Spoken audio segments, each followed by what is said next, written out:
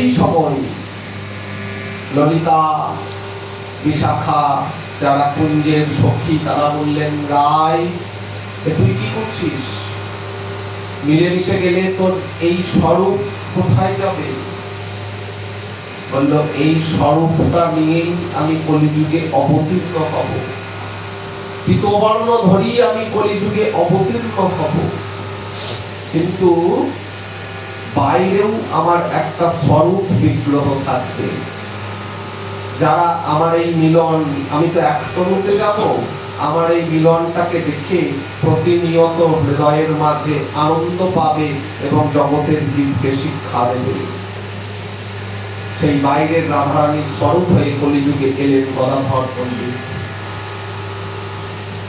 আর মিলেমিশে রাধা কৃষ্ণ একাকৃতি প্রভু হয়ে এলেন শ্রীমন মহাপ্রভু বহু সুন্দর। রাধা কৃষ্ণ এক আত্মা দুই দেহধরী, অন্যন্যে বিলসে রস আস্বাদন করি। সেই দুই এক এবে চৈতন্য গোসাই, রস আস্বাদিতে রহে হইলা এক ঠাঁই। কেন এলেন? বলেন, রাধারানী যে আমাকে ভালোবাসলো, এই যে অহৈতুকী ভালোবাসা, এই ভালোবাসাটাই কি সুখ সেটা আমি জানতে পারলাম না। জানো, রসগোল্লা যে খাই সে জানে রসগোল্লা কতখানি মিষ্টি, কিন্তু রসগোল্লার কাছে যদি জিজ্ঞাসা করা হয় তুমি কত মিষ্টি, রসগোল্লা নিজে বলতে পারে না সে কতখানি মিষ্টি, যে আস্বাদন করে সে বলতে পারে। রাধারানী যে আমাকে অহৈতুকী ভালোবেসে মাথার চুলের খোপাতে যে ফুলটি বাঁধে, সেই ফুলটি আমার প্রিয় কিনা নির্বাচন করি। নীল শাড়ি পরে নীলাম্বরী হয়ে নীল দোপাট্টায় যখন যমুনার জলে গাগরি ডোবাতে যাই, দেখে সেটি আমার মনকে আনন্দ দেবে কিনা।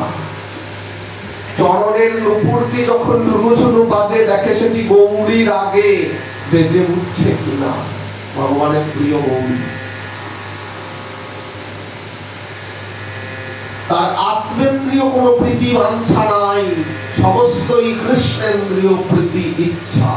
সুখরূপ কৃষ্ণ করে সুখ আস্বাদন, ভক্তগণে সুখ দিতে হ্লাদিনী কারণ। তাই হ্লাদিনীর প্রতিমূর্তি, যিনি সর্বদার জন্য আহ্লাদিনী শক্তি, আনন্দ দান করছেন, সেই রাধারানী কি আনন্দ পাই আমি ভগবান হয়েও তা বুঝতে পারলাম না ভাই। কই ছানো রাধা প্রেমা, কই ছানো মধুরিমা, কই ছানো সুখে দেহ ঘোর। রাধারানীর প্রেম কেমন, সেই প্রেমের মাধুর্য কেমন, সেই মাধুর্য দেখে রাধারানী লাভ করে কি সুখ পায়। এতিন বাঞ্ছিত ধন ব্রজে রহিল পূরণ, ভাবিয়া না পাইয়া ওর, ওর মানে সীমা। এই তিন ধন, এই তিন অভিলাষ আমার পূর্ণ হলো না, তাই আমাকে আসে বলতে হয়েছিল, না পারোয়ে হং নিরব